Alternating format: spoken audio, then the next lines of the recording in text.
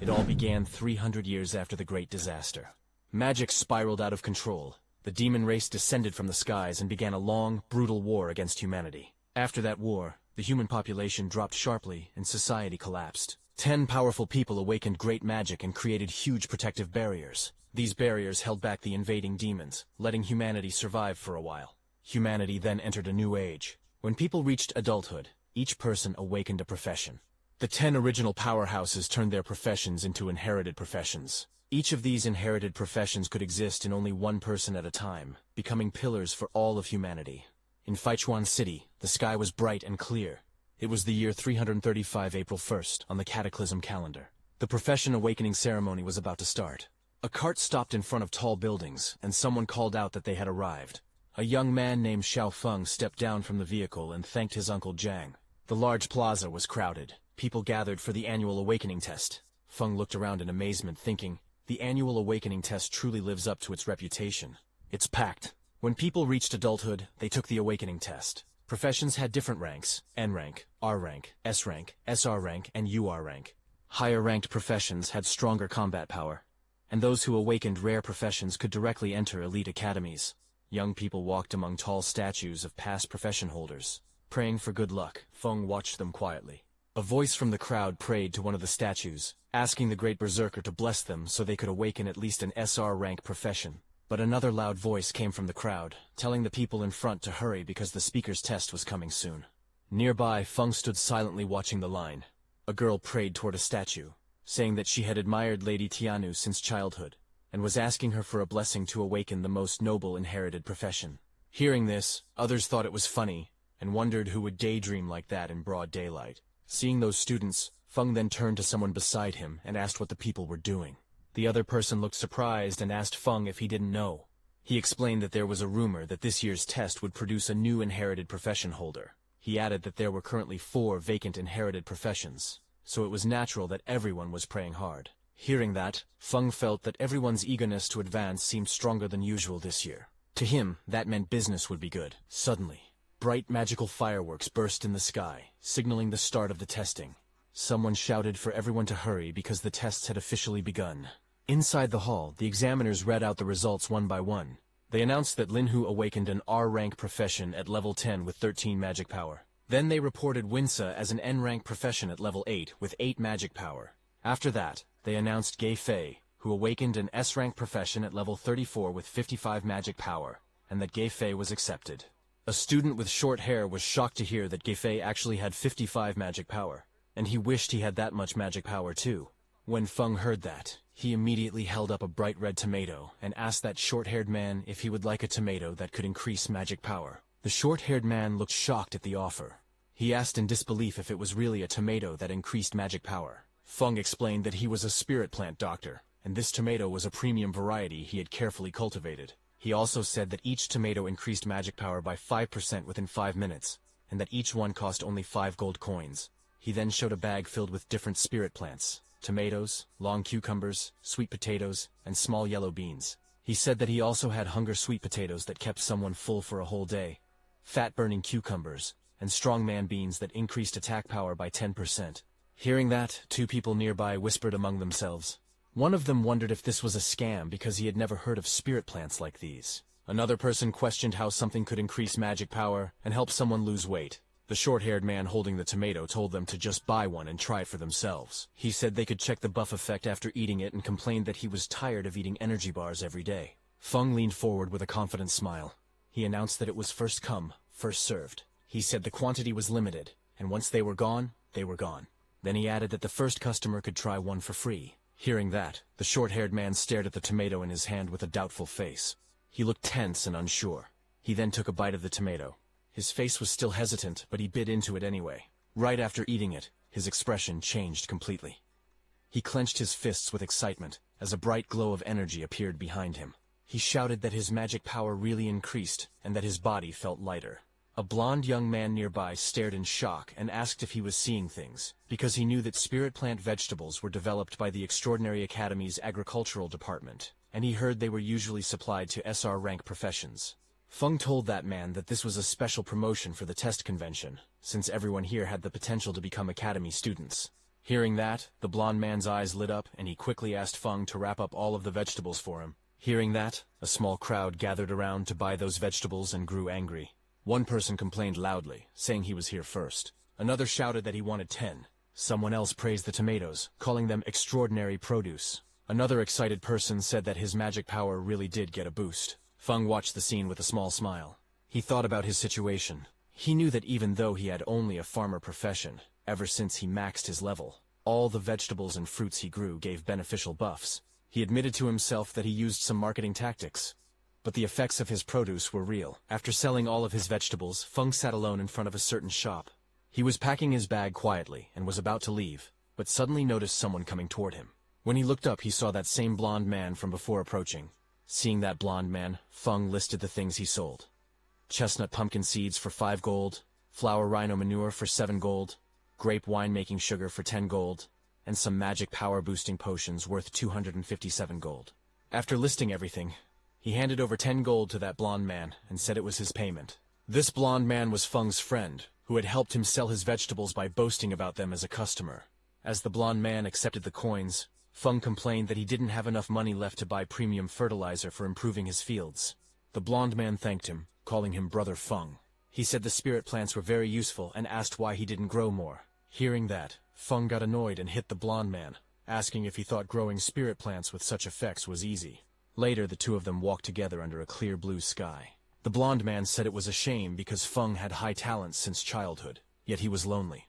But before he could complete his words, Feng interrupted and told him to hurry home, saying Anja was waiting for him. Then Feng walked alone under a bridge, thinking about what that blonde man was saying. Although people called him a genius since childhood, he only awakened an N-rank farmer profession. He recalled that when he went to burn paper offerings for his deceased father, who had been an archdruid, he was scared his father might jump out of the coffin. Thinking positively, he said that maybe this was karmic balance, since he had a herbalist mother and an archdruid father. Yet he became a farmer. But in truth, he was satisfied with his peaceful life. He felt relieved that he did not have to go to the battlefield and die like his father, and that his mother would not have to worry. As he walked forward, he said that even if it was only for his mother's sake, he must take care of their family farm properly. But suddenly a single drop of water fell on his face. He looked up in confusion. He asked himself why it was raining when the sky was clear. But wind suddenly swirled around him and a man came falling toward him from the sky. That man fell toward the street with a terrified face. Feng watched in shock as the man crashed into the ground. He panicked and wondered what was happening. He asked if the wall had broken, or if demons had invaded. But before he could understand anything, that fallen man lying on the ground suddenly woke up. He was surrounded by broken stone pieces. His bag and a lantern lay beside him. The injured man on the ground held a small device tightly. With panic in his eyes, he spoke quickly. The inherited profession holder, Necromancer Xiao, had betrayed them, and was trying to transfer his profession inheritance to the demon race. That injured man thought to himself that he needed to notify someone as soon as possible. But before he could act, a huge dark claw wrapped in purple light appeared above him. The claw's power made the air shake as it moved toward him. The man looked terrified as the purple energy surrounded him. Feng, watching from a distance, was shocked, wondering what was happening. He could not believe that someone could transfer an inherited profession to the demon race. He questioned if that was even possible. Suddenly, a demon-like figure, whose whole body was covered in purple energy, appeared and crushed that injured man. Its dark voice echoed in the purple haze. It called that injured man a fool who saw everything, but instead of running, was rushing to his death. That demon-like figure grabbed his shoulder and thought that if he hadn't been injured by forbidden magic, he would have escaped the city already. Once he transferred his inherited profession to the demon race, he would gain an immortal body. But since he had been delayed for so long, the Academy had probably noticed his actions by now. But suddenly, the demon's eyes narrowed sharply as it sensed something at his side. Feng, while trembling, tried to sneak away from there slowly, because he had stumbled into a murder scene. He thought that since the demon had not noticed him yet, he should quietly slip away. He began tiptoeing backward, trying to leave without making a sound. But before he could, that demon, surrounded by swirling purple energy, extended his hand toward Feng, asking if he had ever said Feng could leave. He grabbed Feng by the collar and lifted him into the air. The demon told Feng that the person who had just died was the famous Dean Yue of the Extraordinary Academy. He said the dean died pitifully, and asked if he should use Feng's blood and bones as an offering to honor the dead dean. Feng gritted his teeth as purple energy wrapped around him. He thought that this twisted pervert demon's magic power was terrifying. He could not break free at all. Holding his breath, Feng tried to stay calm. He asked himself if there was anything he could use, anything that could drive the demon away.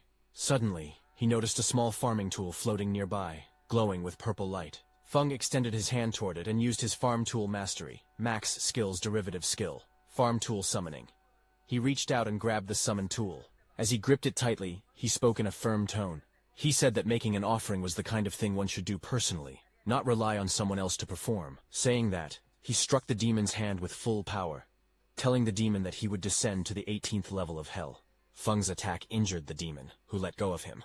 The demon looked shocked, saying this was impossible. He could not understand how the kid, who clearly had a simple farmer profession, managed to injure him.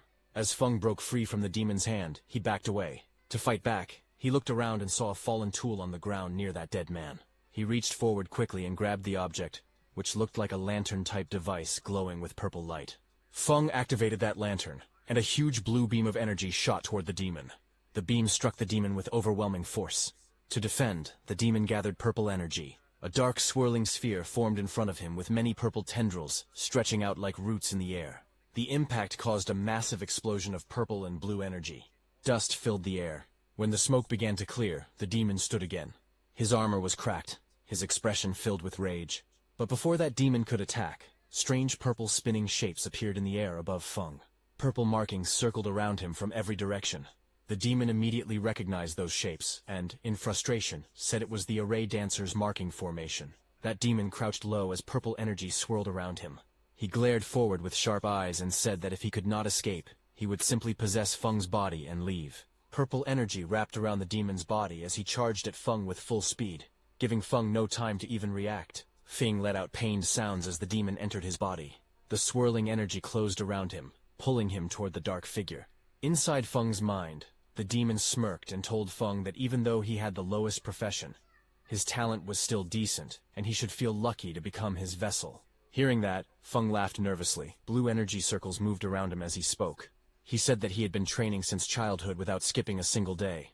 So if the demon wanted to take over his body, he would have to work a little harder. But the demon remained confident. His voice echoed again, saying that inferior was inferior, and his power was something Feng would never reach. And the next second, Feng fell to the ground. Purple chains of energy wrapped around him tightly. He looked down weakly and said it seemed like luck was not on his side this time. His hand slowly reached out toward a knife lying just within his reach. As his fingers stretched toward it, Feng grabbed it and raised the sharp knife in his hand while dark purple energy surrounded him. His eyes were firm as he told the demon that they should both go down together happily. Hearing that, the demon became alarmed. He tried to stop Feng, asking what he was doing.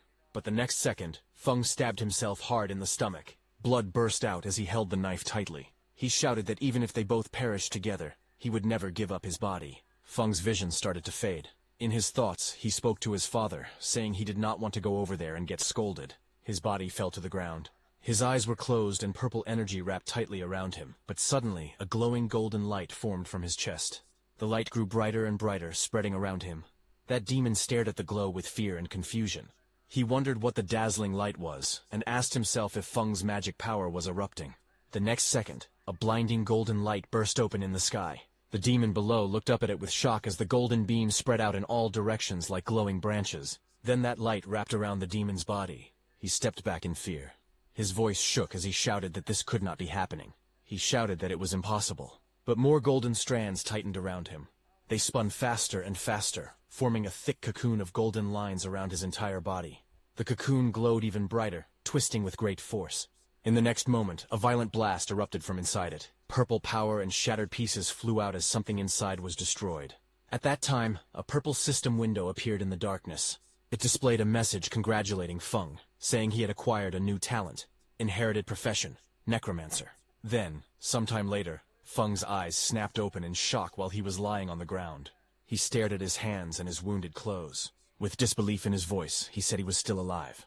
Feng checked his body in confusion as he spoke. He said he could still control his own body, and wondered if the demon trying to possess him had failed. He sat on the ground with a calm face and opened his system status window.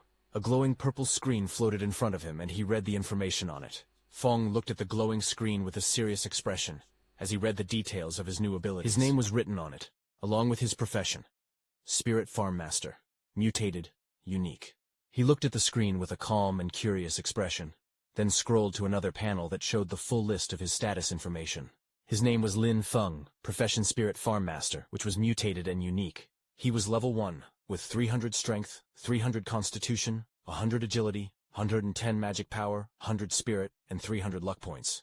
His skills were rapid land clearing, efficient planting, rapid harvesting, yield increase, farm tool mastery, max level, undead affinity, passive, transcendent growth, basic, undead summoning, basic, and soul extraction, passive.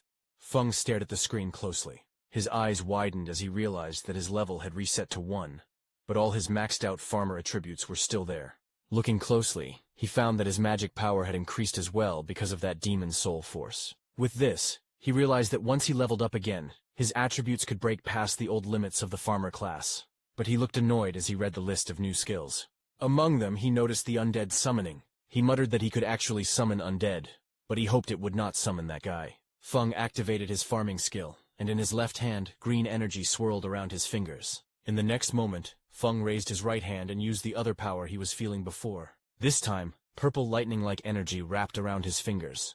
He stared at it with shock, watching the power rise through the air. Then, Feng combined both of those energies and saw green and purple energies mixing inside his hand. He slowly realized what was happening. The farmer's magic power was merging together with the undead magic power. His face turned tense. He closed his eyes for a moment as he understood that something inside him had changed. He saw his glowing profession chart filled with symbols. He saw a green, calm chart, and then he saw another chart releasing violent purple lightning. His profession tree was forming new branches. With a worried look, he realized that his profession tree had split. He had not changed classes. He had gained an additional profession. Feng stared at it in disbelief. He recognized one of the symbols of that purple chart and understood what it meant.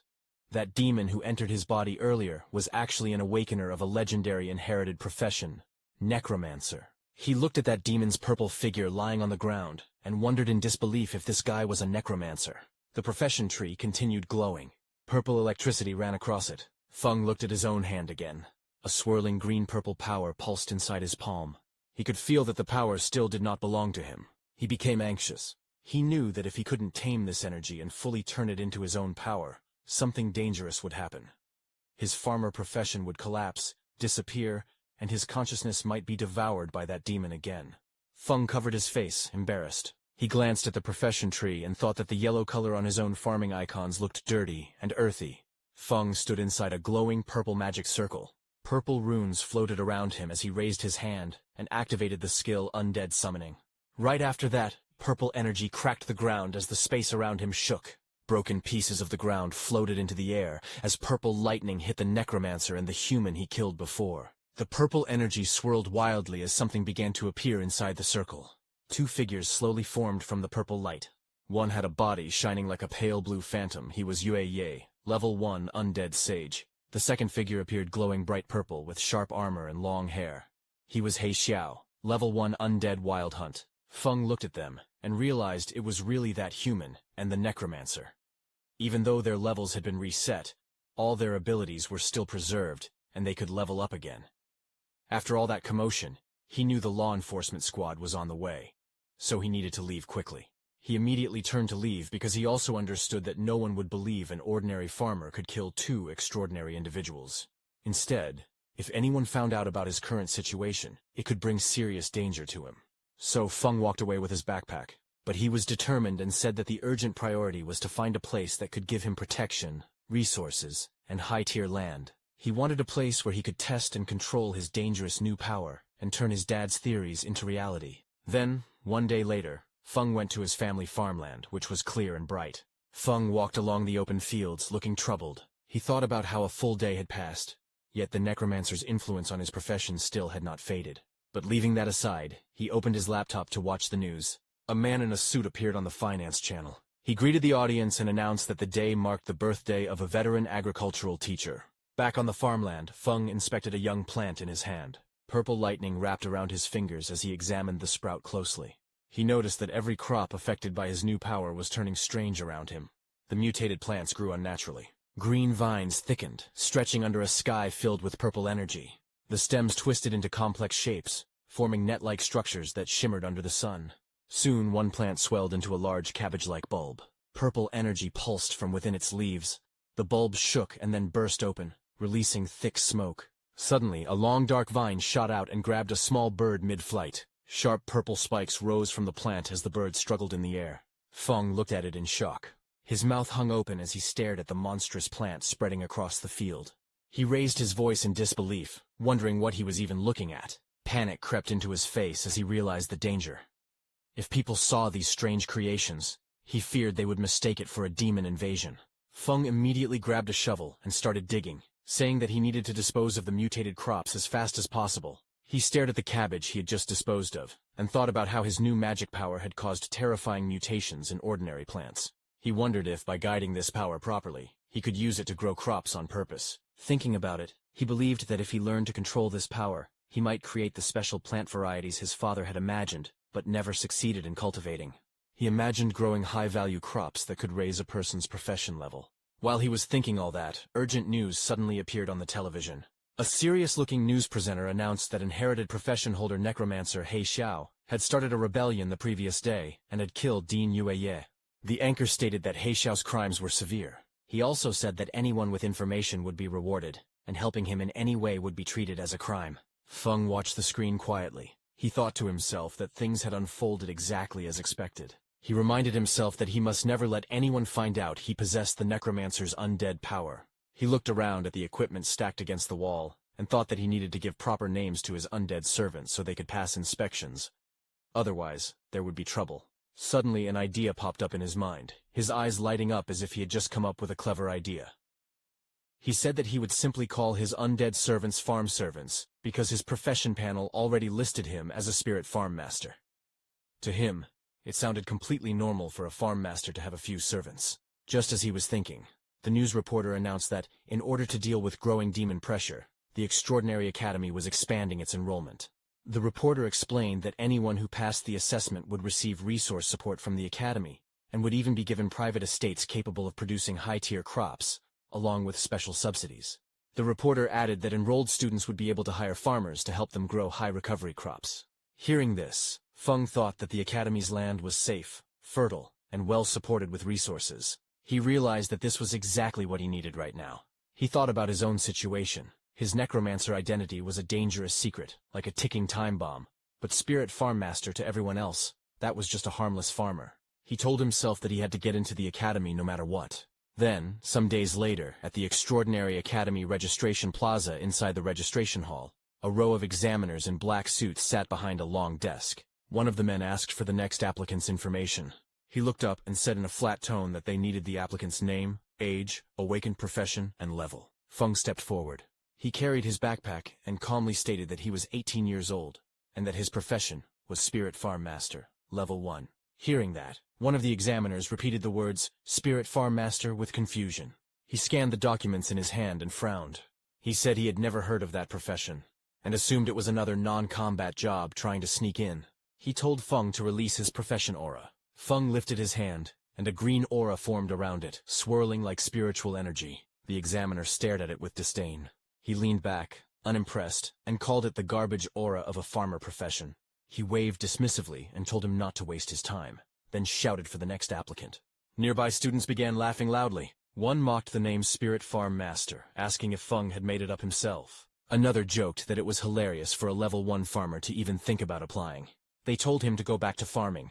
More voices joined in, saying that Instructor Li was right, and that someone like Feng would only drag down the school standards. They said they wouldn't even hire him to work their own fields, but Feng stood facing them without reacting. He looked toward Instructor Li and spoke steadily. He explained that his profession was a mutated profession. He asked the instructor to give him a chance. He added that his fundamentals were solid, and that he would not disappoint. But the instructor grew angry and shouted that solid fundamentals meant nothing for someone who was only Level 1. He said a Level 1 person couldn't possibly have any real foundation. Then he ordered the security guards to throw Feng out. Hearing that, Feng stepped forward calmly and reminded the instructor of the rules.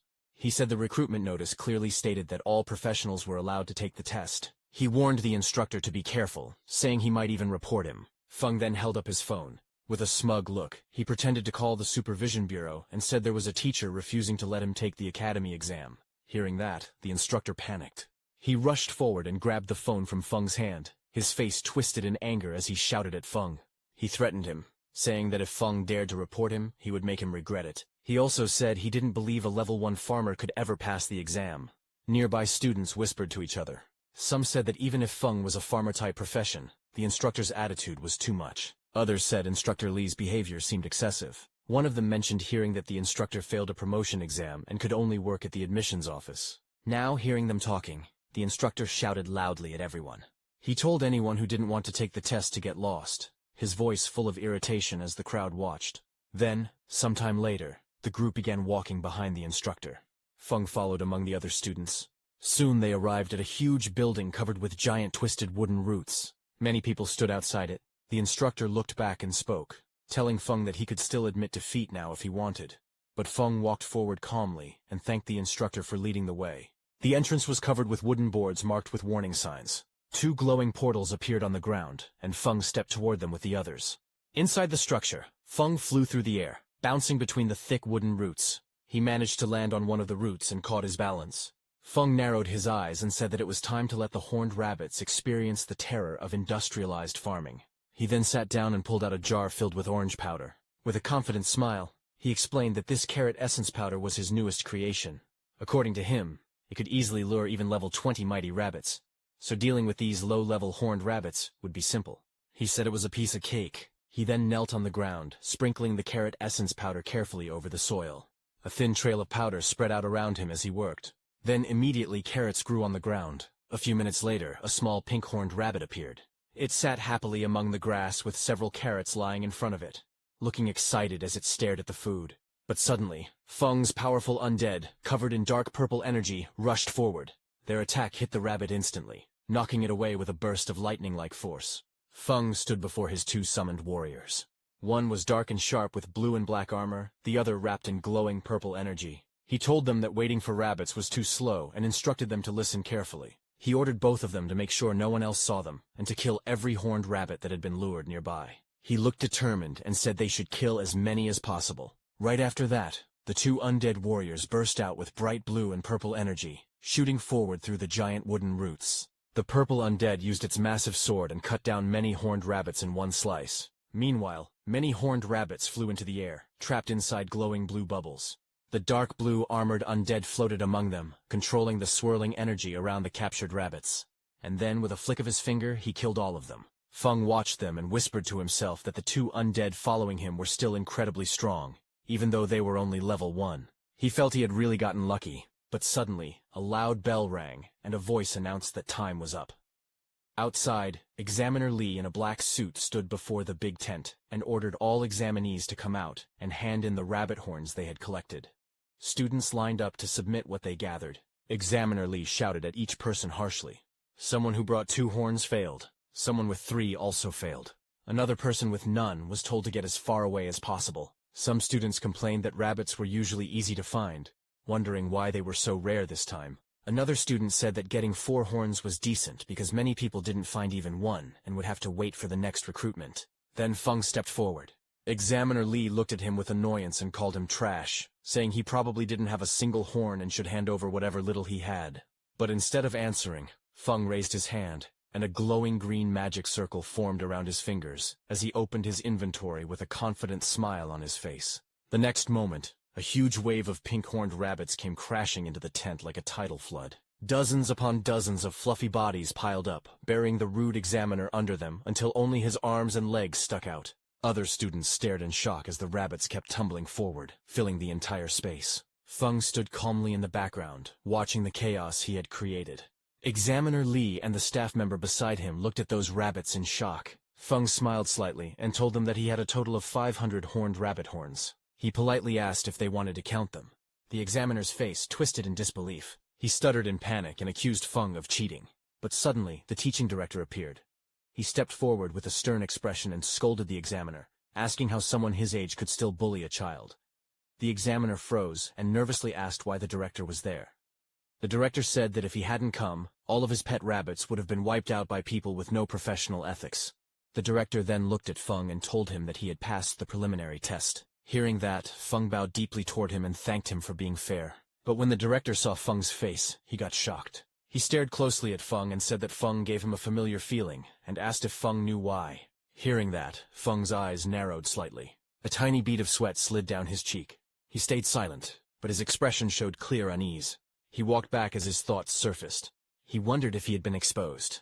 His face hardened with worry as he looked ahead, unsure of what the director had figured out. The teaching director stood in front of Fang with a calm expression. He looked down at Fang and asked what his relationship was with Professor Lin Xie. Hearing that, Fang's eyes shifted slightly. He sighed, thinking to himself that it seemed the director hadn't discovered his class ability. Fang then relaxed, and calmly said that Lin Xie was his father, and asked if the director knew him. Hearing that, the director's expression softened. He leaned forward with interest and said that Fang was the son of an old friend. Judging from the situation, he assumed Fang was planning to enroll in the school. The director then asked if there were any difficulties, and, as his uncle, offered to pull some strings for him. But before he could continue, a woman with long pink hair stepped forward. She wore glasses and a white dress. She coughed and told the director that everyone was watching.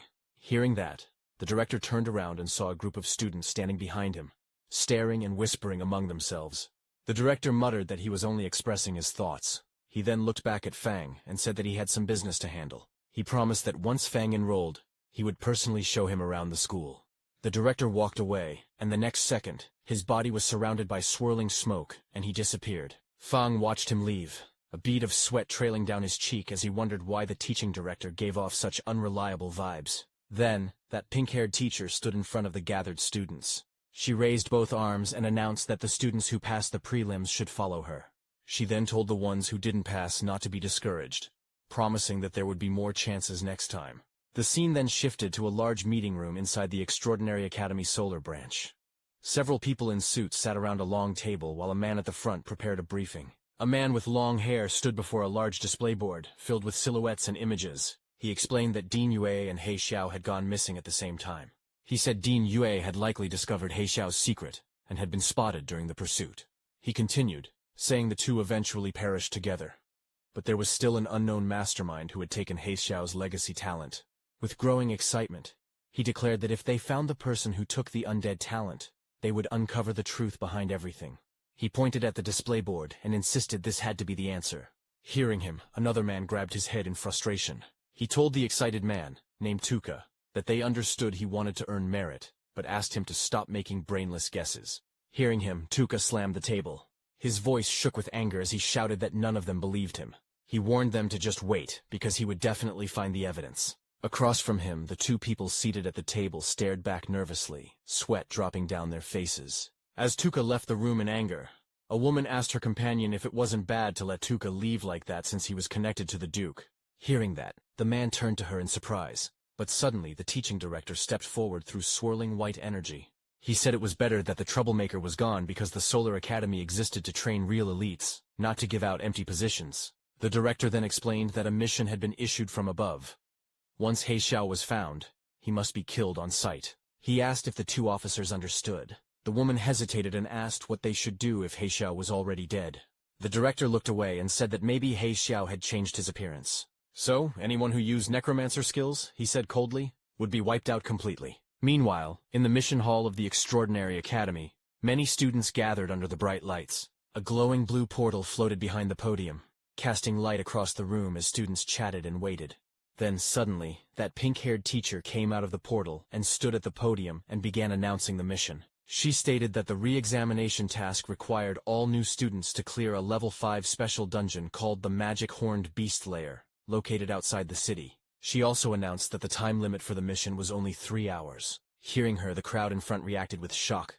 Some students panicked, saying they were only level 4 or 5, wondering how they could possibly finish such a dungeon in such a short time. One boy asked if anyone could actually do something that difficult. Another said, grinding down the final boss might be possible, but completing everything within 3 hours seemed too hard. The pink-haired instructor smiled calmly. She told them that they were not required to clear it solo. She explained that they were allowed to form parties, but each team could not exceed 5 members. After forming a group, they had to return and register their starting time. Hands immediately shot up throughout the hall. Some shouted that their team of 4 needed one strong frontline warrior. Others called out that they were elemental mages with explosive damage. A girl introduced herself as Zonan Liang and asked if any strong seniors would be willing to carry her. Among the lively crowd, Fang stood off to the side carrying his backpack. He looked down at a glowing system screen in front of him, reading the mission details displayed on it. While Fang was standing quietly, suddenly, a pair of red high-heeled boots stepped toward him. Fang lifted his head slightly, noticing someone approaching. A pink-haired girl with twin buns stood in front of him, smiling warmly. She introduced herself as a level 7 magic class student. She told him she had watched his prelims and saw how he managed to kill so many magic horned rabbits. She said he must be very amazing and politely asked if she could team up with him. Fang listened calmly. In his thoughts, he noted that a level 7 student was definitely strong enough to solo the dungeon. He thought that if he were still just a farmer class, he would happily accept such an invitation. But his necromancer abilities absolutely could not be exposed, so he needed to avoid teaming up. He rubbed the back of his head with a relaxed smile, and told her he preferred acting alone, gently refusing her offer. Hearing that, the girl kept her pleasant expression and wished him a smooth clear. She then turned and walked away in her red heels. Fang also walked off in the opposite direction, ready to face the mission alone. He went to that pink-haired instructor and leaned over the counter. When she heard that he wanted to go alone, she told him that this dungeon's difficulty wasn't low, but Fang said it was fine and asked her to give him the mission directly. Next, she handed him a scroll. As she did, she guessed that he wanted to solo the dungeon for its special solo reward, the Black Bear Gallbladder. She explained that the reward was a huge boost for low-level students like him, but warned that he still needed to understand his limits. Feng accepted the scroll with a small smile and thanked her for the reminder. The scene then shifted outside the magic horned beast lair dungeon. A massive portal shaped with jagged bone-like structures swirled with bright blue energy. Several academy staff members stood guard in front of it. Feng walked toward them. One staff member stepped forward and asked where his teammates were, but Fang replied that it was just him. Hearing that, both staff members looked at him with concern. One of them told him that a level 5 dungeon was too dangerous for a single person, and advised him to find teammates before entering. But Fang held the rolled mission scroll in his hand and looked straight ahead. He calmly told the examiners that the rules allowed a solo entry. The two staff members standing near the dungeon gate whispered to each other. One of them guessed that Fang probably wanted the solo reward, the Black Bear Gallbladder. The other said that Fang had guts, but he should first think about whether he had the strength for it. Left with no choice, they let him go. As the glowing entrance activated, one examiner looked at him again and softly wished him good luck. Inside the dungeon, there was a huge cavern filled with countless round eggs of different colors, scattered across the rocky ground and piled between jagged walls. A path led deeper into the lair. Fang walked forward as the blue energy light of the dungeon entrance disappeared behind him. He stepped inside with a calm expression. Immediately, two lizard-like monsters with long tongues crawled toward him from the front. He looked at them quietly, and thought to himself that level 3 and level 4 monsters were no threat to him now that he was level 6. Feng summoned his undead, who immediately rushed with flashes of blue and purple energy and killed those two lizard monsters. But suddenly more monsters rushed toward him. He looked around at their growing numbers internally. The manual had warned that the dungeon contained many monsters, but seeing this amount in front of him felt like far too many. Feng stared at a massive cave filled with countless glowing red eyes peeking through the darkness. Lizard monster eggs covered the floor and walls around him. He looked at the sight calmly and said that this was a perfect time to try the new summoning method. A bright surge of purple lightning burst around him as he raised his hand and activated his skill, Undead Summoning. The lightning twisted through the air as monstrous shapes began forming. Moments later, those two lizards who were killed by Fang's undead before turned into lizard undead and appeared before him. Their bodies glowed with blue flames, their forms flickering like shadows as they waited for orders. Standing confidently, Fang pointed forward and commanded them to charge. From afar, the undead rushed out like a storm. Blue and purple energy streaks filled the entire passage, shaking the surroundings. Behind Fang, his two humanoid undead stood on the rocks, watching the advance. Watching those lizard undead, Fang realized that beast-type undead kept some traits from when they were alive. They were aggressive but had low intelligence and could only follow simple commands. Fang observed them quietly. He noted that they consumed less magic power than others, but he wondered if they could do small chores like carrying water as well as fighting. Fang then sent his humanoid undead too. Those humanoid undead rushed forward, leaving trails of blue and purple light behind them. Both moved with sharp, deadly energy. The purple undead took out his long swords and struck first, swinging his long sword through the air. Powerful purple lightning wrapped around him as he slashed at the flying creatures in front of him. His attack scattered feathers and light everywhere. The blue humanoid undead formed hand signs and cast a spell. Blue energy gathered around him as countless glowing projectiles shot forward like energy balls, trapping those flying bird-like monsters. Watching those humanoid undead, Fang realized that they had higher wisdom. They could use the skills they had when they were alive and fought with more flexibility. Fang smiled with his hands on his hips. thinking that in the future, he could let them handle chores like weeding and fertilizing the fields. By now, Fang's lizard undead had finished killing. Feng raised his hand and used his undead summon skill again. Sharp spear-like streams of magic shot outward as several lizard-shaped monsters' dead bodies blasted with necromancy energy. Suddenly, a bright system window appeared in front of him. It displayed a message saying he had leveled up to level 7. Now behind him, many lizard and bird undead emerged. Their bodies burned with blue flame, and their eyes glowed sharply as they floated around him. Fang looked calm, and simply said that the efficiency was not bad. Fang then walked forward through the tunnel, and reached a large chamber. Fang was amazed to see that he had reached the boss room in just half an hour. Suddenly, a loud metallic crack echoed as thick chains snapped apart. The ground shook as a giant bear-like monster came out of that massive cave. Its eyes glowed white, and chains still hung from its body, while it roared across the chamber. Fang looked at the boss with a sharp expression. He said that since this was the boss, it was perfect for testing overall combat power. He called for all his undead to come out. All of Fang's humanoid and beast undead appeared behind him. Energy swirled around all of them as they lined up at his command. Fang then issued his orders. He told Xiao to handle the frontal containment.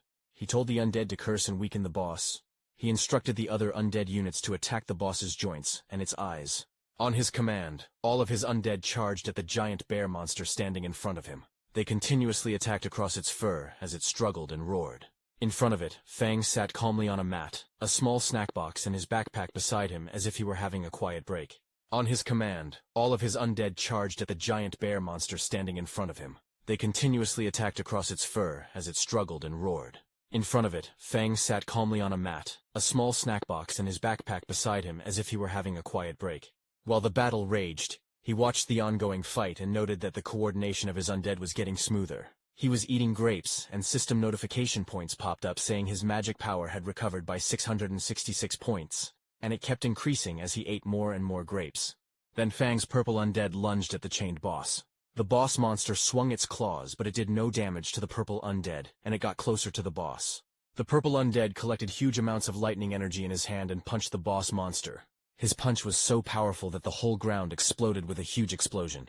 It was a massive burst of energy that swallowed the monster in blinding light. Immediately, a system notification appeared in front of Fang, showing that he had leveled up again and became level 8. Just as the bear monster died, a pile of glowing reward pouches appeared on the ground, shining with warm golden light. Fang immediately crouched down and examined one of the rewards in his hand. It was a strange red organ floating above his palm.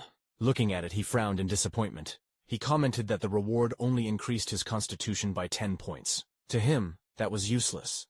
Nowhere near the improvement he could get from the supercrops he grew himself. But suddenly, another system notification popped in front of him. It stated that the system was calculating the dungeon rewards. It confirmed his current classes, Farmer and Necromancer, and would distribute rewards for both. Immediately, 2 golden chests emerged before him, glowing with brilliant light. Fang was shocked to see them, and realized that the dungeon settlement had actually given him 2 sets of rewards. He wondered if it was because he had dual classes. Then a sudden idea flashed through his mind, and a confident smile formed on his face. He said that if dungeon settlements could give double rewards, then there might also be a way to manipulate the crops he planted to receive even more benefits. Then, after clearing the dungeon, Fang left. As he walked out, everyone there, all the hunters, were shocked to see him. One of them muttered in shock, asking if he had really finished the dungeon alone. 2 of the hunters whispered among themselves, their voices filled with doubt. One shouted that it was impossible. Everyone knew how dangerous the inside of that cave was. There was no way he had cleared it alone. He claimed that Fang must have hidden inside just to save face and never gone deeper. Another hunter added that it didn't make sense. His clothes were spotless. There was no way someone that clean had fought through a swarm of magic beasts. But Fang didn't care what they said. He went to the mission center and handed over the mission scroll to that pink-haired teacher, saying he was there to hand in the mission. The pink-haired teacher checked the dungeon scroll in her hands, and a green confirmation mark appeared on the screen, confirming that he had completed the mission.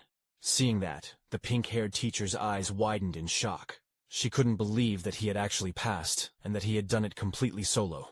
Feng smiled softly. His expression remained composed, confident, and quietly satisfied with his achievement.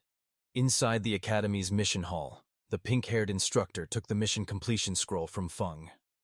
Her expression was calm yet serious as she spoke to him standing across from her. She said she would submit the scroll to the academic affairs office, but warned him that clearing a dungeon alone was still far too reckless. She added that if a freshman were to die in a dungeon right after entering the school, it would become a serious problem. Feng listened quietly, his usual composed smile returning. He nodded and replied respectfully that he understood and thanked her for the reminder. The instructor adjusted her glasses and smiled softly. She told him that the final instructor interview would soon begin in the academy auditorium and advised him to take some rest before then. Feng nodded again and turned away, walking down the bright hallway with his hands in his pockets. Behind the glass walls, a few upperclassmen noticed him leaving. They whispered among themselves, watching curiously as he disappeared around the corner. Seeing those upperclassmen watching Feng, the pink-haired instructor sighed lightly and pushed up her glasses again. She thought to herself that she hoped this experience would teach Feng a lesson. Being too bold or impulsive in the academy could easily lead to trouble. Outside, Feng walked through the academy's forest path. Sunlight streamed through the tall trees as a faint light barrier shimmered between the woods. Feng walked quietly along the path when he suddenly sensed something behind him. His eyes narrowed slightly as he realized that someone was following him. Behind the trees, a group of 3 boys hid awkwardly, each holding a cloth in front of themselves as they tried to stay concealed. Feng kept walking forward, lifting his hand casually as a faint purple magic circle appeared around his fingers. A little farther back, the 3 boys whispered nervously among themselves. One of them frowned and said that since Feng could clear a dungeon alone, his strength must not be simple. He worried they might mess up. Another one waved it off, saying that no matter how strong Feng was, he was still under level 10, so his strength had limits. The third added that Feng had just finished a dungeon, so his energy consumption must be high, and none of them had seen him recover yet. Their confidence slowly returned. One of them smirked and said they would crush him with numbers. Another reminded the group how badly they wanted the demon bear gall that increased stamina by 10.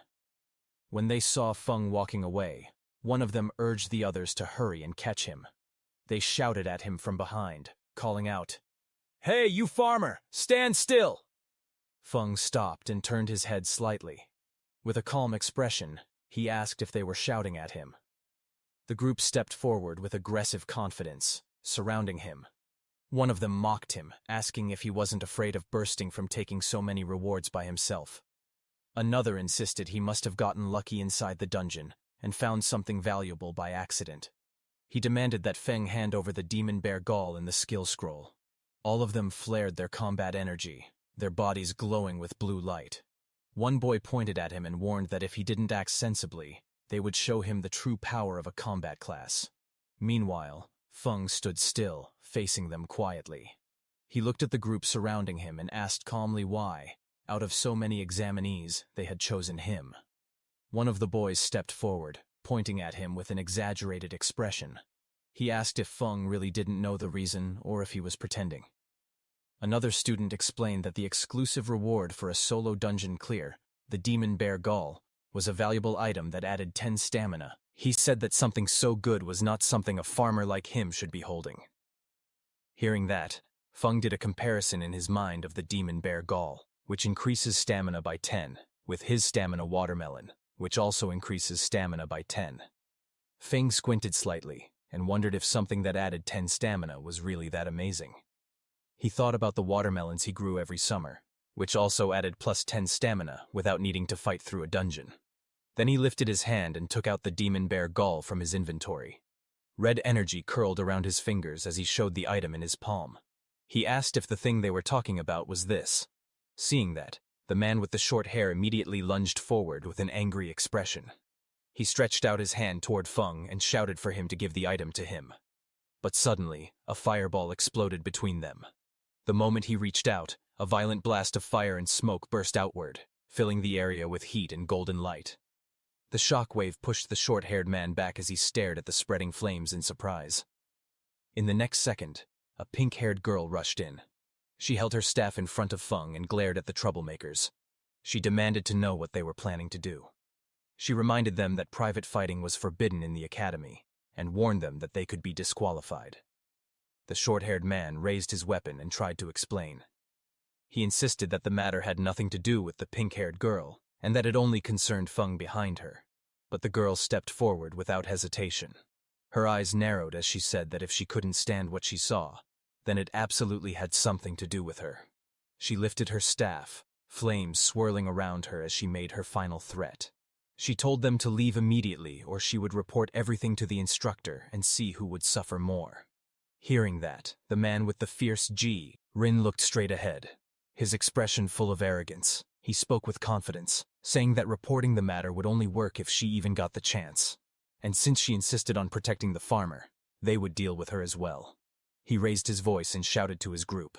He ordered his brothers to attack quickly, telling them to finish the battle fast. 2 of his men rushed forward together, each holding a weapon glowing with blue energy. They charged toward Feng and the pink-haired girl standing in front of him. As they came closer, Feng quietly observed the girl.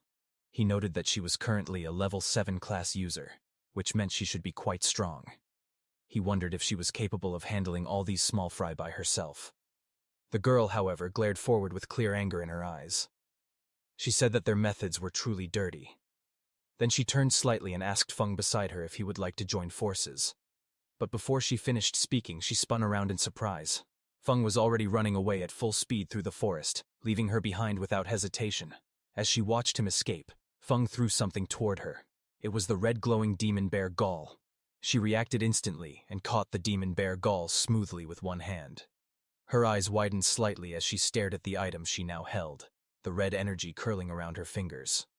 Feng raised his hand with a bright smile on his face. He thanked the pink-haired girl politely and said that the thing he gave her now belonged to her.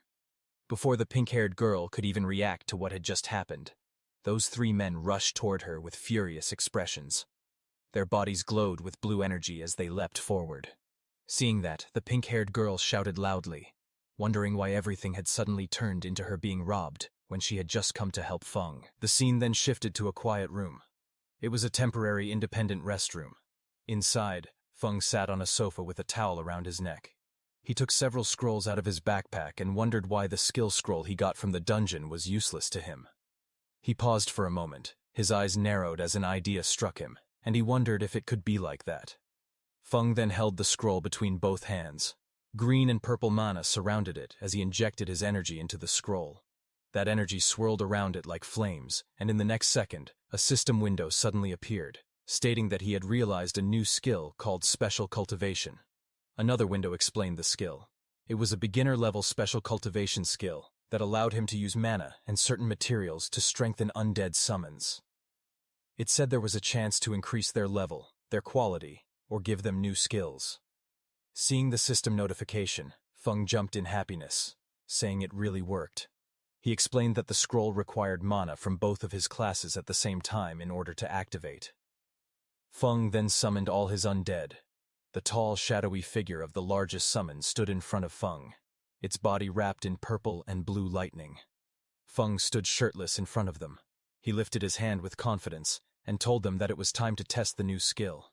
Green energy flickered around Feng's fingers as he focused. His expression stayed calm, as if he already knew the result. The tallest summon, Xiao, was the first to react.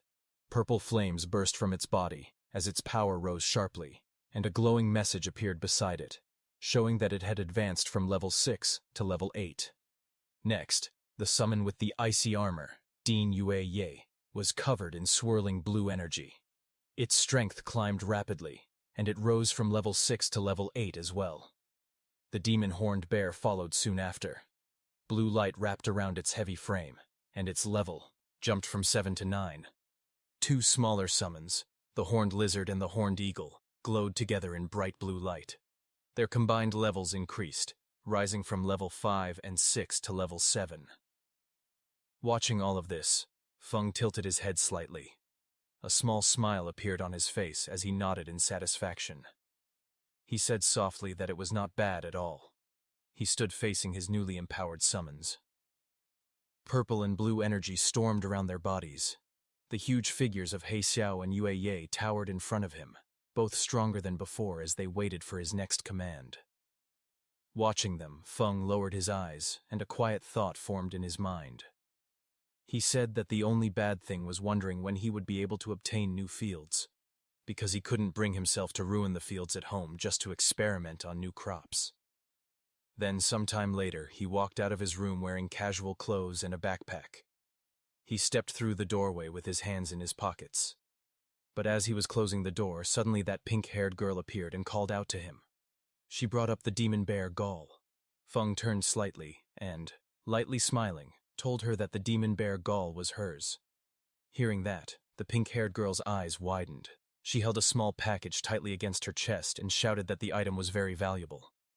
Hearing that, Feng stared at her with a tired expression, his eyes half open. He muttered that there was no need to treat such rotten material like a treasure, and after saying that, he left from there. The girl froze. She repeated his words in disbelief and asked if she had heard correctly. Rotten. Feng left the resting area and walked deeper into the forest where tall trees covered the area. He was very deep in the woods.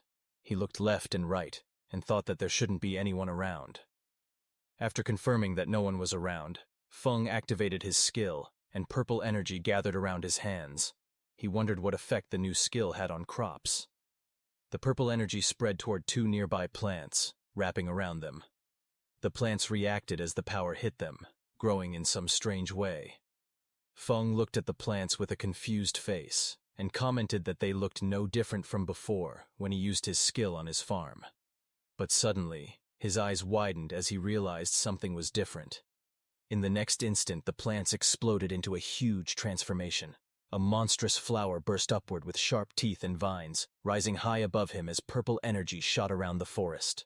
Feng's expression was filled with surprise as he looked at the plants in front of him, asking if these two crops could actually move. His eyes were wide, and he seemed unable to believe that the crops could really move on their own. Elsewhere in the forest, another figure sprinted across the treetops with great speed. The spirit energy detector in his hand glowed, and he shouted that the energy reading was getting closer. That man was Tuka, who landed on another high branch. He checked the readings again and said that his guess was right. There was the aura of a necromancer somewhere in the area. A moment later, Tuka reached the forest path. Just as he walked forward, he noticed Feng with a backpack passing by. Tuka suddenly stopped and turned around quickly, staring at Feng. Then he reached out and grabbed Feng by the shoulder, stopping him. With a suspicious look, he asked if Feng was a farmer because he looked like one judging by his clothes. Feng leaned closer and asked Tuka if a farmer had provoked him. Tuka's face then shifted into a look of mild disgust, his eyebrow rose tightening as he examined Feng in silence. Then Tuka raised his voice, calling Feng farmer, and demanded to know if he had seen a strange person appear nearby. Hearing that, Feng lightly touched his chin and answered that he actually had. Hearing this, Tuka leaned forward in excitement and urgently asked where the person was. Feng lifted his hand and pointed directly at Tuka standing in front, saying, "The strange person was right there." Hearing that, Tuka froze for a moment, then his expression turned red with anger. Flames rose behind him as he shouted, asking, "How dare Feng humiliate him?" He angrily declared his status, an elite of Sunwheel Academy and the nephew of the Iron Lion Duke. His rage only grew stronger. He yelled that a lowly farmer dared to be rude to the nephew of a duke. Fire wrapped around his arm as he swung his fist forward, shouting that he would kill Feng. Tuka transformed into a wolfman, his body surrounded by violent green energy. He shouted that the lowly farmer would pay for his stupid words and actions. The green aura surged wildly around him as rocks and debris were thrown into the air. Feng was pushed back by the impact. He crossed his arms in front of his chest and planted his feet firmly on the ground. Stones shattered and dust burst upward around him, but he remained standing. His expression was calm and his eyes were cold. He stated that the farmer Tuka looked down on could defeat him with one hand. Tuka laughed and lunged forward, glowing green energy swirling wildly around his body. His claws were raised as he charged straight toward Feng. He shouted for him to taste his attack. However, Feng's expression remained calm. As he noticed something strange, he thought that although he didn't know why the aconite from his field had changed after being corroded by undead magic, it had gained a paralytic effect. He said that the last time he tested it, he had been numb and stuck in bed for an entire day. He added that grinding the aconite into powder really worked as a narcotic. Tuka's face twisted as he inhaled the narcotic. Dark particles and green energy clung to his fur. Moments later, his eyes spun, stars circled above his head.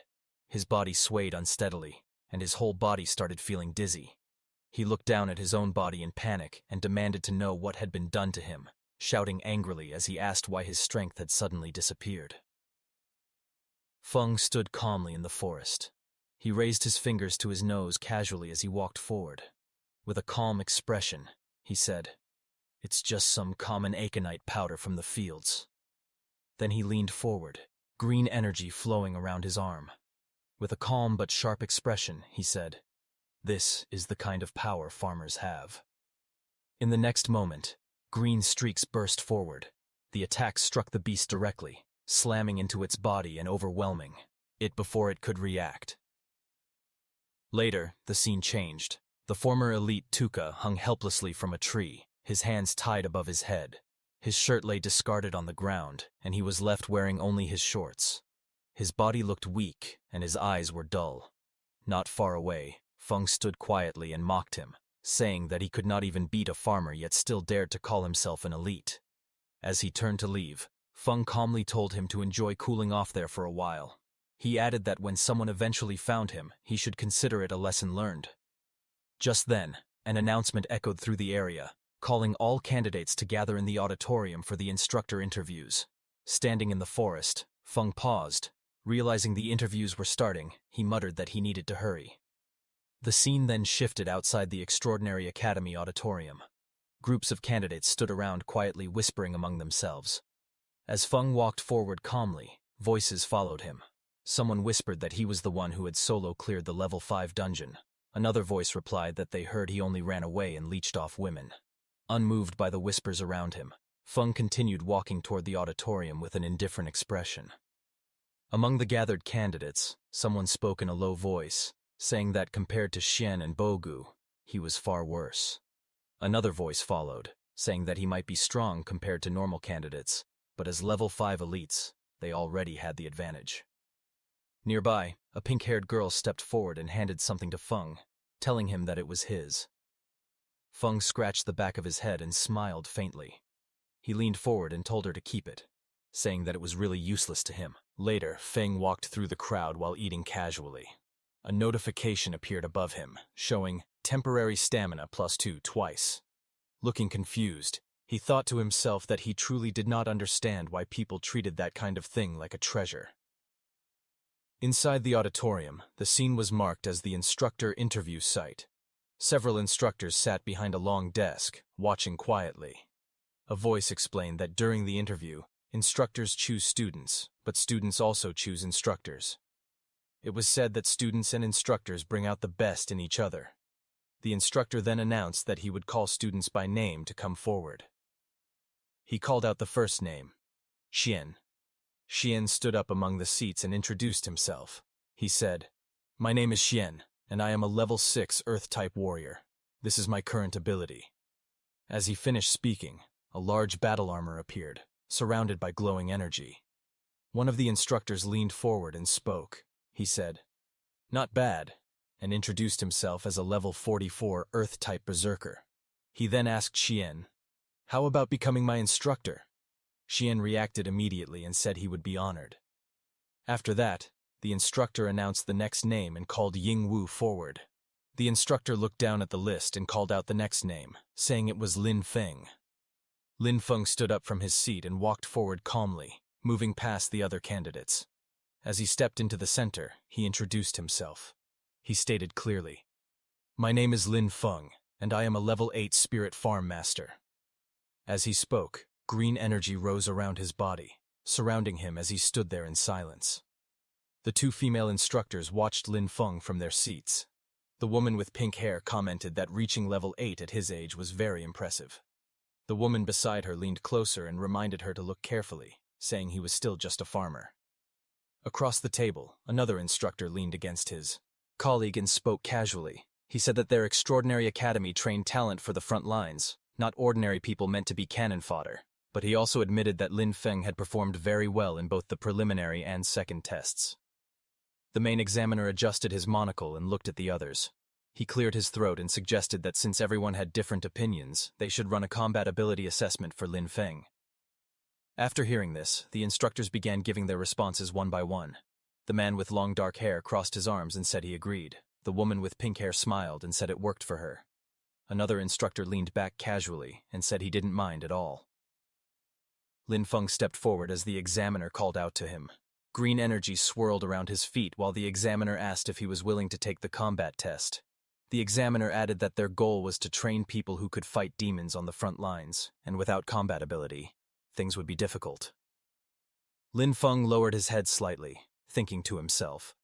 He said that his current combat strength wasn't very high, and he wanted to fight without exposing his necromancer abilities. Lin Feng lifted his head with a small smile and agreed.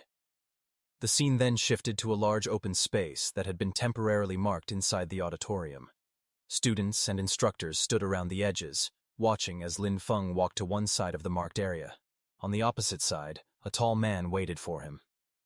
The instructor explained the rules with a wide grin. He said that the evaluation was simple.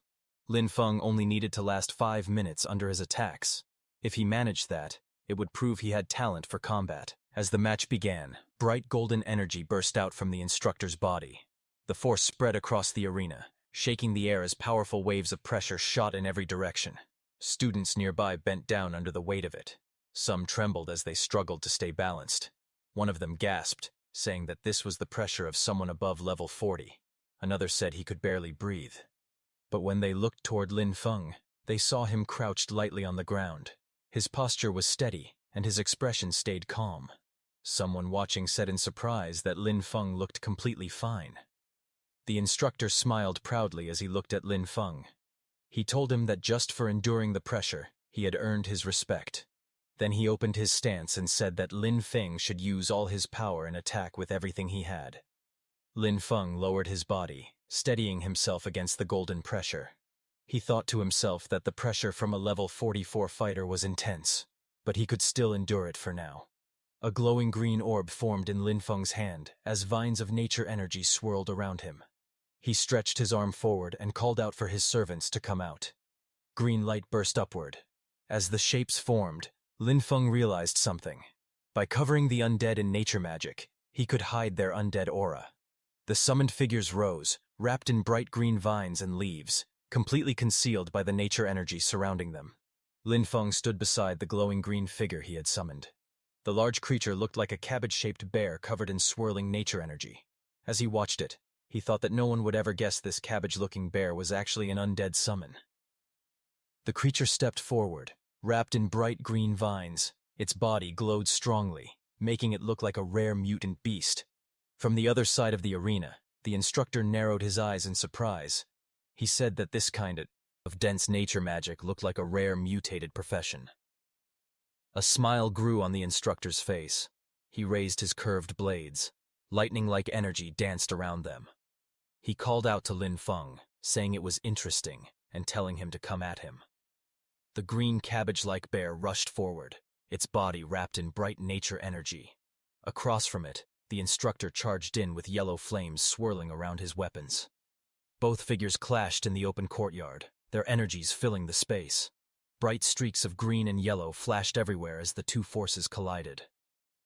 The instructor swung his blades with great force, while the glowing creature pushed back with its nature power. In the next moment, the instructor went flying upward. His face twisted as he let out a loud scream and charged straight at the cabbage-like bear. Bright yellow sparks burst around the green creature as the instructor's attack struck it again and again. Even while taking heavy blows, the glowing cabbage-like bear stayed standing, its body shaking from the impact. One of the instructors watching from a distance looked surprised. He said that any normal summon would have disappeared by now, but this one was still holding on. The green creature then roared and rushed forward, pushing through the attacks. Yellow and green energy clashed wildly as it charged straight at the instructor, refusing to fall no matter how badly it was hit. One of the instructors looked at the battlefield with sweat running down his face. He asked calmly if old Guy was starting to get tired. Lin Feng stood nearby with a relaxed expression. He thought that his summons were undead, so they didn't feel pain or complain. He said that small injuries could be healed easily with a bit of magic. Old Guy watched Lin Feng and wiped away sweat. He admitted to himself that he originally wanted to show off in front of the students, but now he realized Lin Feng had real talent. He thought that he would need to get serious. Old Guy then looked directly at Lin Feng. He told him that he would compensate him for the destroyed summon and asked him to watch closely. The instructor explained that normal summoner professions had to pay a price to make a contract with their summons. If the summon was destroyed, it disappeared and the contract ended. The instructor activated a powerful skill. Golden energy exploded around him as the words Berserk Skill, Bloodthirst appeared. He rushed forward with overwhelming force and struck Lin Feng's green summon. The impact shattered the creature's body. Pieces of green energy scattered everywhere. The instructor stood in the center of the blast, holding his curved weapon. After the attack finished, the instructor stood proudly with his arms crossed. Golden flames wrapped around his entire body. He looked completely confident, satisfied with the result of his strike. The instructor looked at Lin Feng and spoke with a mocking smile. He said that losing a summon must hurt and told Lin Feng to go ahead and cry. He added that he liked straightforward emotional students the most. Lin Feng stood behind him with one hand near his eye, pretending to wipe away a tear. But in the next moment, green energy slowly rose around him. His face turned calm and blank, showing no sadness at all. The instructor stared at Lin Feng in confusion. He wondered why the boy didn't look upset at all. He questioned if Lin Feng was so overwhelmed that he had gone past the point of showing emotion. Just then, green energy suddenly spread out from Lin Feng's body, stretching across the ground like long twisting shadows. The green energy then rose sharply, wrapping around the instructor. The vines and shapes tightened around him, lifting him slightly as he shouted in surprise. He complained loudly, asking how many summons Lin Feng actually had, and accusing him of playing dirty. The atmosphere turned tense. A burst of golden energy exploded around the instructor. He destroyed the green E. Energy wrapped around him, and the force pushed him backward.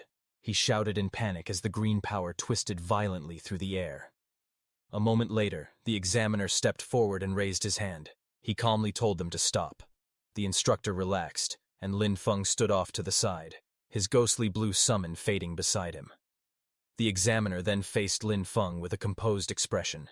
He said that Lin Feng had proven himself and was now qualified to become a student of Extraordinary Academy.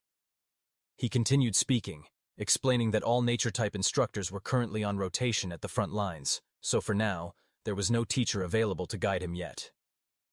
Lin Feng looked calmly at the examiner, a faint glow of green energy still drifting around him.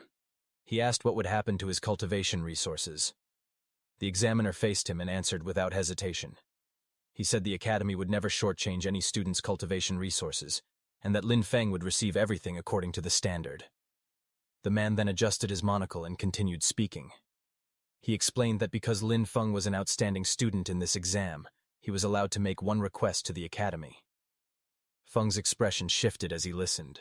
A faint light flashed in his eyes, and he murmured that freedom and cultivation resources together were basically heaven.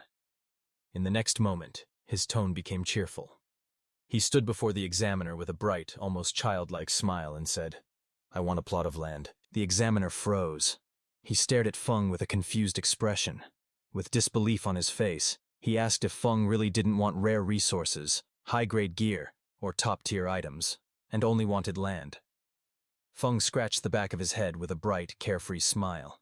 He explained that his profession was Spirit Farm Master and said, "I can't be a master without land." With a cheerful expression, he asked the director if he agreed. The director sighed in defeat. He stood with his hands in his pockets and said there was a training wasteland on the west side of the city that had been unused for a long time. He told Feng he could do whatever he wanted with it. He also added that if Feng had other requests in the future, he could come find him. Feng stood opposite him with his backpack, bowing slightly as he thanked the director. The director told Feng to go rest in the back and called for the next student. The scene shifted to a view of the school courtyard where groups of students were gathered below the tall buildings. Images of the sky flashed by, and then the view moved to a wooden door with a sign that read, "Principal's Office." Inside, a file was open showing Feng's photo and his information. Sitting at the desk, the principal looked through the documents. He raised his eyes slightly and commented that Spirit Farm Master was quite an interesting profession.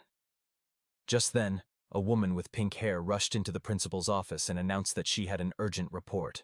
The principal looked up from his desk and asked what it was. She handed him a document. The report stated that Tuka, a member of their investigation team who had been tracking He Xiao, had been brutally killed by a necromancer. She explained that the body was found close to the auditorium, and they now suspected that a necromancer had already slipped into the academy. The scene shifted to the Western City training wasteland.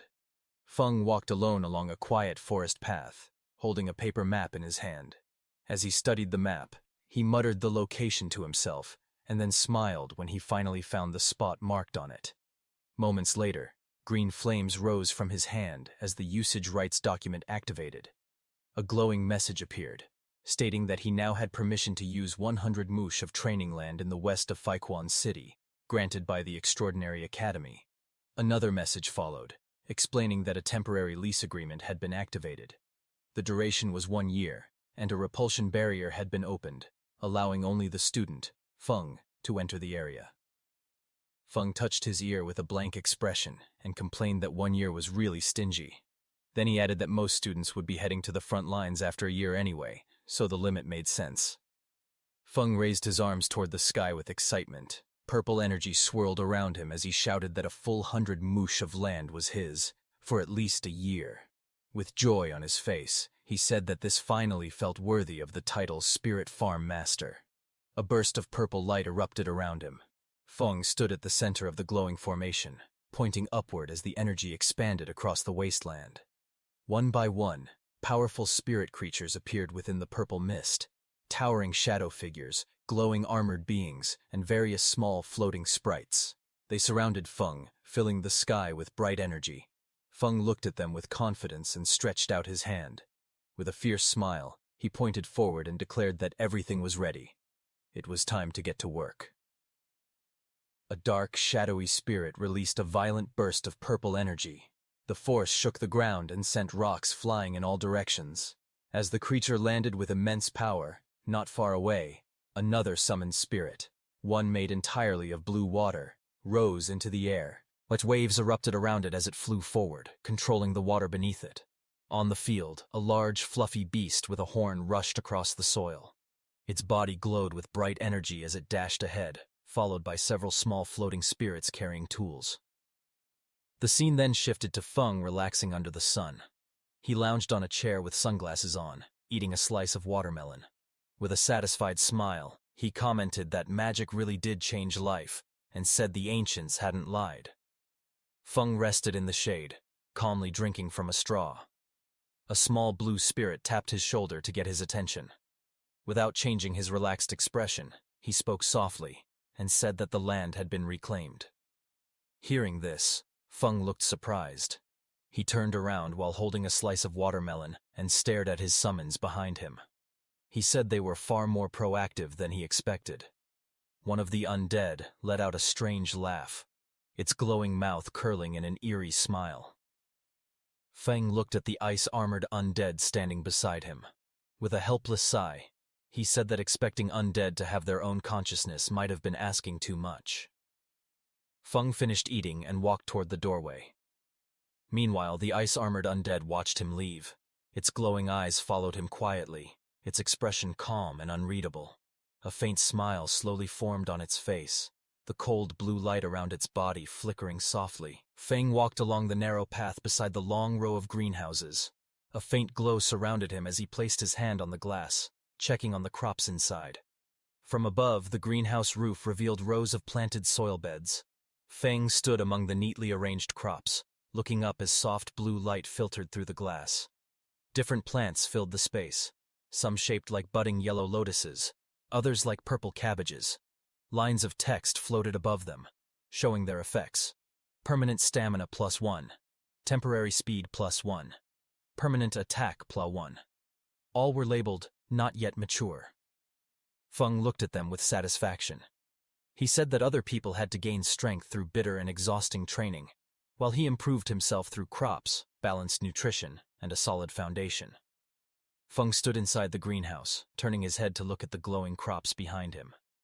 He said it was a shame that only his crops could produce these effects. He added that if his yield were larger and everyone could improve through these plants, then the demons would become nothing more than weak chickens. Feng walked through the narrow glass corridor holding a shovel.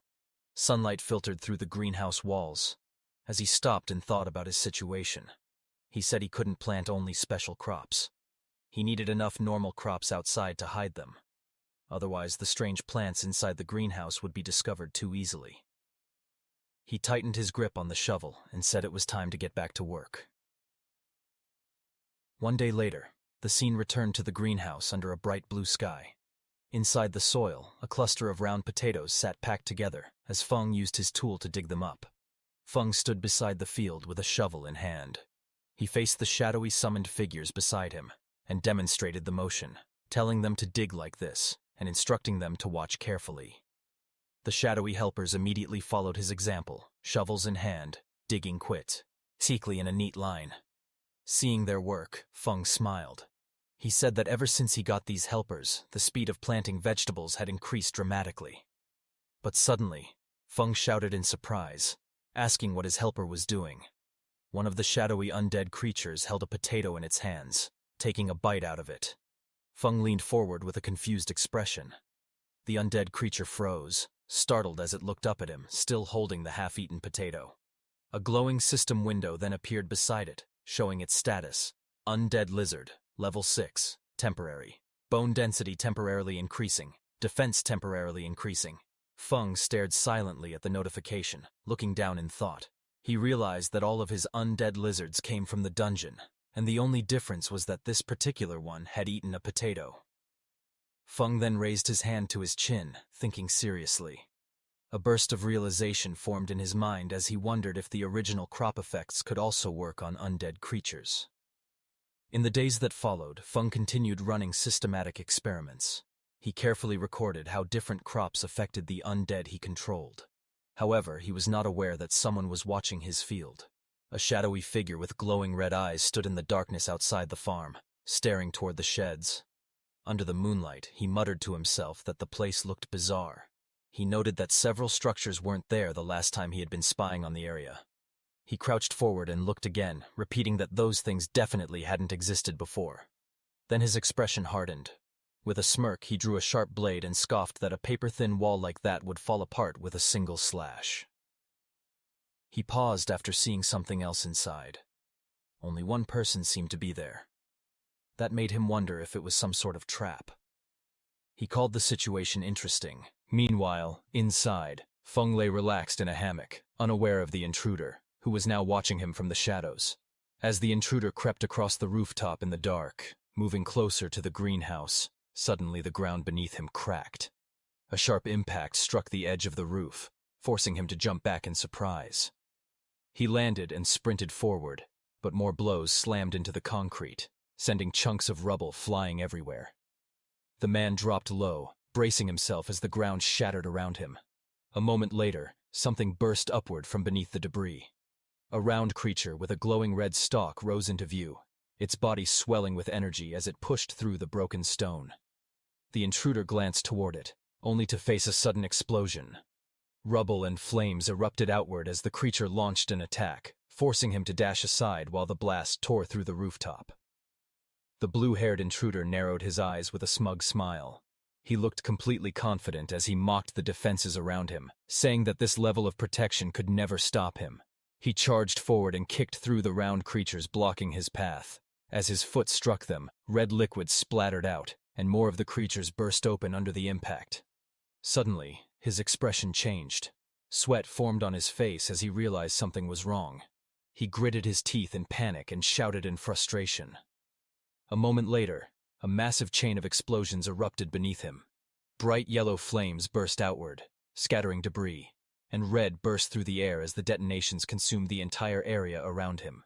As the blast faded, a strange green light rose from the darkness below. A glowing tree-like figure slowly appeared, its branches twisting like veins of light. The green glow spread across the space, and long streams of energy gathered around it. In the next moment, the figure began to change shape. The branches wrapped together, forming the outline of Asura, of a woman made entirely of green light. Her hair flowed like living vines, moving with the energy surrounding her. The man burst through the smoke, cursing under his breath. He shouted in frustration, saying he wouldn't have come back a second time if it wasn't to gain the Grand Duke's trust. He lowered his body and charged forward through the thick dust. His face twisted in anger as he raised his blade. Blood marked his cheek, but his grip tightened. He growled that once he chopped the creature into pieces, he wanted to see if it could still explode. He swung down with full force, his body glowing with power. Blue energy trailed behind his movement as vines and explosions burst up from the ground beneath him. Then his expression changed. He stared ahead in shock as he noticed something strange. He realized the monsters carried traces of an undead aura. Confusion and alarm filled his face while purple light flickered beside him. He remembered that the Elder had told him that on this scouting trip to Faiquan City, his main mission was to find the Necromancer Xiao. He explained that Xiao had disappeared right after their last contact, even though he had made a deal with their clan. But now, seeing traces of undead energy from here, he realized this location was actually Xiao's hiding place. Confusion crossed his face as he wondered why he was hiding here and whether he had betrayed their clan. He continued walking forward with a knife in hand. Purple mist drifted around him as he muttered that Xiao had no shame when it came to his immortality techniques. Finally, he looked up toward the moonlit sky and decided he shouldn't stay in this place any longer. Finding Xiao was what mattered most, so he jumped away from the area. The next day, Feng stepped out of the building with a hoe over his shoulder. He wiped his face and said that he had already catalyzed and fertilized most of the plots yesterday. He added that he only needed to take care of the remaining areas. But when he saw his field, his expression suddenly changed. Sweat ran down his face as he looked toward the distance in shock. He rushed forward and saw a collapsed greenhouse surrounded by broken rocks and shattered ground. Standing at the edge of the destruction, he stared at the ruins and shouted in disbelief that his greenhouse was gone. Just as he was worrying about his greenhouse, suddenly a huge shadow crossed the bright sky as a black dragon flew overhead, its wings cutting through the sunlight. Feng looked up from the ruined greenhouse, his expression tightening as he turned toward the sky. He let out a quiet sound of confusion as he stared upward. Moments later, the dragon descended, and two figures stood firmly on its back. One was tall with long black hair, and the other stood beside him with a calm posture. The dragon's red eyes glowed as it hovered above the ground. Feng stepped forward, staring at them in disbelief. He wondered aloud why law enforcement officers had appeared here. The two law enforcement officers stood side by side, red energy swirling around their bodies. The man holding a folder looked at his device and reported that the magic detector showed the source of the magic aura was right here. The tall man beside him listened with a serious expression as the other wondered how a place that used to be a training wasteland had turned into something like this, questioning whether a demon might be hiding there. A small device floated in the air, displaying a message that the land had been leased. The officer with glasses read from his notes and said that although someone had already rented the land, they still couldn't rule out demon activity. He reminded his partner to stay cautious. The two law enforcement officers stood outside the barrier. One of them raised his hand and greeted Feng inside, saying they were from the law enforcement team. Inside the barrier, Feng looked confused and wondered why the law enforcement team had come here. The officer with glasses stepped forward, holding his device. He explained that their instruments had detected a magic aura in the area, and asked Feng to open the barrier so they could inspect it. The two officers waited as the barrier glowed between them. The taller officer said they didn't know the exact situation yet. Feng stared at them through the barrier and questioned how there could be a magic aura on land he had only rented a few days ago. Meanwhile, outside, one of the officers grew impatient and complained that even getting a farmer to open a barrier took this long. The tall officer then spoke again, saying that Tuka had just been killed by demons, and now demonic energy had appeared here as well. Flames rose behind him as he stepped forward, his eyes glowing red. He looked toward the barrier and declared that, in his opinion, the man inside was clearly a demon spy. Inside the barrier, Feng stayed silent, a drop of sweat running down his cheek as he watched them with a tense expression. Outside the barrier, Haru shouts at Lin Feng, ordering him to surrender. Lin Feng looks up calmly, his expression steady. Nearby, two law enforcement officers observe the situation. One of them remarks that Haru acted too impulsively. He adds that Tuka has just died, and now demonic energy has appeared here. Because of this, Lin Feng looks very suspicious. One of the men steps forward and speaks directly to Lin Feng. He tells him to cooperate with the investigation and asks him to open the barrier. Lin Feng glances to the side and thinks to himself that he needs to find a way to make them leave. He then speaks calmly. He says that his profession is lowly and that no one has ever truly respected him. He explains that he only wanted to find a quiet place and work hard on his cultivation. But now, even the law enforcement team wants to place suspicion on him. One of the men beside the captain looks at Lin Feng with hesitation. He touches the captain's shoulder and says that Lin Feng already looks very pitiful. Suddenly, the captain's expression changes. He loses his temper and explodes in anger, flames rising behind him as he charges forward. The captain clenches his fist and says that anyone can pretend to be pitiful. He suddenly rushes forward and throws a punch at Lin Feng with full force. The punch lands, creating a loud impact and sending waves of power through the air. Lin Feng staggers slightly, then reaches up and touches his cheek. A drop of sweat runs down his face.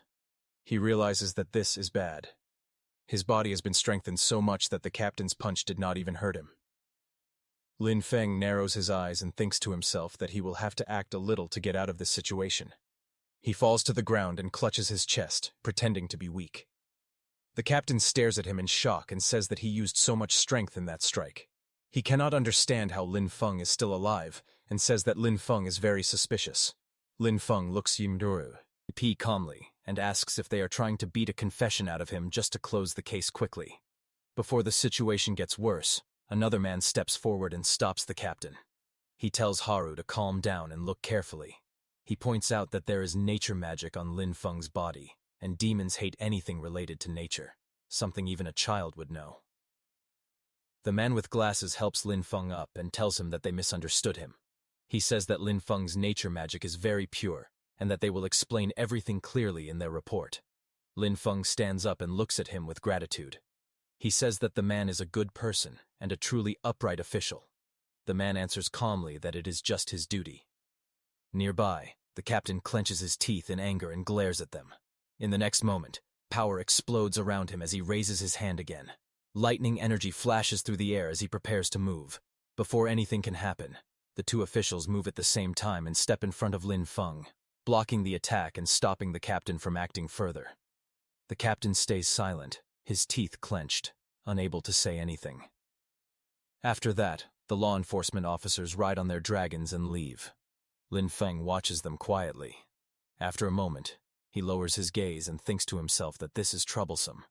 He realizes that just farming is not enough anymore, and that he will need enough strength to protect himself as well. Just then, golden light flickers in the air, and the paper cranes slowly fade away. Lin Feng hears an order telling him to report to the academy training ground the next morning to take part in the freshman ability test and ranking battles. Attendance is mandatory. He walks forward quietly, his hands in his pockets. As he looks ahead, he lets out a soft sigh and wonders why it is so hard to live a peaceful life. Not far away, two figures stand together under a tree and watch him leave. One of them quietly remarks that Lin Feng's nature magic is incredibly pure and powerful. The woman looks at the man beside her and asks if the boy is really just a farmer. The man replies that he is not sure. He says the system shows the boy's registered profession as Spirit Farm Master. The man narrows his eyes and wonders if even the great level 50 nature archmage Vela is tempted. The woman says it sounds like a mutated profession. She also feels that the boy is hiding another secret. She adds that this display of nature magic alone is enough to clear him of any suspicion of working with demons, as demons could never fake such life energy. It disgusts them too much. The man agrees and says this should silence some people for now. He adds that the real show is still ahead. After that, green nature energy rises and spreads around them, and in the next moment, they teleport away. Then the scene shifts to the extraordinary academy freshman training ground, where many new students have gathered together. Some of them look confused and complain that the interviews are already finished, and they have even chosen their instructors. They do not understand why there is another test.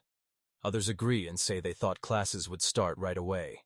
One student lowers his voice and says he has some insider information, but then laughs and refuses to tell anyone. Lin Feng stands quietly at the side, listening to their chatter without saying a word. His expression remains calm as he looks ahead, waiting for what will happen next. Just then, the pink-haired instructor steps forward and tells everyone to be quiet. She says she knows they all have many questions. She explains why the academy is holding an academy-wide entrance test after the instructor interviews. She says that yesterday, urgent military news arrived from the front. Demon attacks have become stronger, and the fortress outside the 3rd B area is close to collapsing. She announces that the academy has received orders and must quickly send a group of fresh forces to support the front lines. The students react in shock. Some shout that they have just started school and ask why they are being sent to the front so soon. Others question whether they were not supposed to study and cultivate first. The instructor speaks coldly and says that when a nest is overturned, no egg survives. If the fortress falls, the demon army will march straight toward Faichuan City. She asks if anyone really thinks they will still be able to cultivate safely. Then she ends by saying that this is not a request, but a conscription. In humanity's time of crisis, no one can stand aside. Meanwhile, a pink-haired student stands among the crowd with a young boy beside her. The boy looks up at her and tries to speak, calling her sister but hesitates. Not far away, Lin Feng stands quietly with his backpack on his shoulder. His expression is calm, and he looks straight ahead without reacting to the noise around him. The pink-haired girl turns back to the boy and gently tells him that it is okay and not to worry.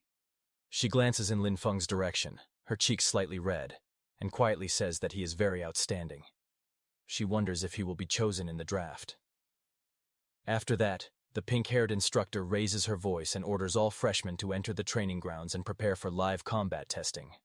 The crowd begins to move forward. Lin Feng walks with them, his hands in his pockets. He quietly thinks that as a farmer-type profession, he probably will not be sent to the front lines at a time like this. Soon the test begins. Lin Feng stands on the field facing a female student holding a staff. She looks at him and calls him a spirit farm master. She says she has heard that he is good at dodging. The girl suddenly raises her staff and attacks. Flames burst out and rush toward Lin Feng as she shouts that he will turn to ash under her fire. The pillar of fire roars forward, but Lin Feng calmly steps aside. The flames miss him completely. Lin Feng looks at the attack without any panic. He says calmly that it is too slow, and that her magic is not condensed enough. He adds that the fire could not even roast the sweet potatoes in his field. The girl frowns and begins chanting, speaking of a flame spirit sleeping at the end of the world. She raises her staff and says she will command it. Lin Feng watches her quietly without saying anything. Before her spell can finish, Lin Feng suddenly moves. Green light flashes around his arm as he strikes. He tells her calmly that her casting time is far too long. The blow lands. The girl cries out as she is sent flying backward, crashing into the ground. Green energy spreads across the arena. As the dust settles, a voice announces the result of the match. Lin Feng is declared the winner. The results are displayed one after another. Lin Feng defeats opponent after opponent, and every match ends with his victory.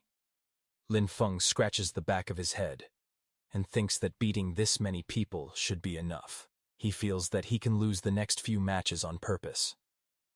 Just then, the black-haired woman steps forward and hands him something. Lin Feng looks up at her and politely thanks her.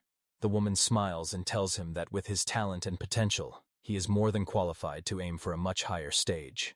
Lin Feng looks slightly surprised and asks what she means by a higher stage. She explains that if he earns enough credits and passes the assessments, he can be promoted into the more advanced Sun Valley Academy. The woman explains that the advanced academy has better cultivation techniques, stronger instructors, and even chances to obtain legendary weapons or powerful mounts. Lin Feng listens quietly, then calmly says that he appreciates the offer, but he does not really need any of that. The woman looks surprised and asks what he wants instead. Lin Feng smiles lightly and answers that he only wants a bigger and better piece of land so he can farm in peace. The woman looks at him and says that he misunderstood her. She explains that she meant his final goal, what he plans to do after finishing those fields. Lin Feng answers honestly. He says that he plans to farm even more land so more people can have land to work on. He wants everyone who wishes to farm to have fields. The woman smiles slightly and says that wanting more land means wanting to reclaim all the land. She calls him an ambitious child. Just then, the principal walks over and asks if Lin Feng is not already developing the wasteland in the west of the city. He asks if that is still not enough. Lin Feng laughs loudly and scratches his head. He says that when it comes to farming, the more land there is, the better. A new announcement appears, calling out the next match. The next match is Lin Feng versus Ailing. Lin Feng raises his hand slightly and smiles, saying that it is time to go. As he walks toward the arena, the principal watches him and comments that the boy is very straightforward. Another voice calmly says that if the child wants something, they should just give it to him. Nearby, the principal asks the black-haired woman if she plans to take Lin Feng as a student. The woman looks at Lin Feng's back as he walks away and says that he is quite an interesting boy. The announcer calls out and tells them to prepare for battle. Ailing stands across from Lin Feng and says that she really did not expect to fight him. Her grip tightens as she says that she will give this match everything she has. Lin Feng looks at her calmly and gives a small smile. He speaks honestly and says that he cannot beat her and that he was originally planning to surrender. Ailing suddenly attacks and asks if he is insulting her. Lin Feng looks to the side and calmly questions her choice. He says that she went straight into her second phase at the start and asks if that is really how she wants to fight. Green vines burst out and wrap tightly around Ailing's body, trapping her movements. Ailing grits her teeth and swings her weapon, cutting through the vines as she struggles to break free. A woman with green eyes watching the fight looks shocked and says that a student below level 10 should not have magic this pure. The principal agrees, saying that the first time they saw it, they were shocked as well. The woman with green eyes calmly says that even someone who has reached level 80 on the nature path does not have magic this pure. She says that this boy's future achievements have no limits. On the battlefield, Ailing releases a powerful attack, but Lin Feng stands calmly behind massive green vines that block everything. The two observers agree that talents like this are extremely rare. With the right teacher guiding him, his growth will be terrifying. After watching for a moment, the woman makes a firm decision. She says that she has decided to take him as her teacher. The principal looks at her and says that it would not be bad if she became Lin Feng's instructor. However, he suddenly pauses and says that she said it backwards. The woman looks at him seriously and says she did not misspeak. She explains that she wants to take Lin Feng as her teacher. The man turns to her in shock and asks if demons have burned her brain or something. The woman smiles calmly and replies that even if that were true, she still wants to become Lin Feng's disciple.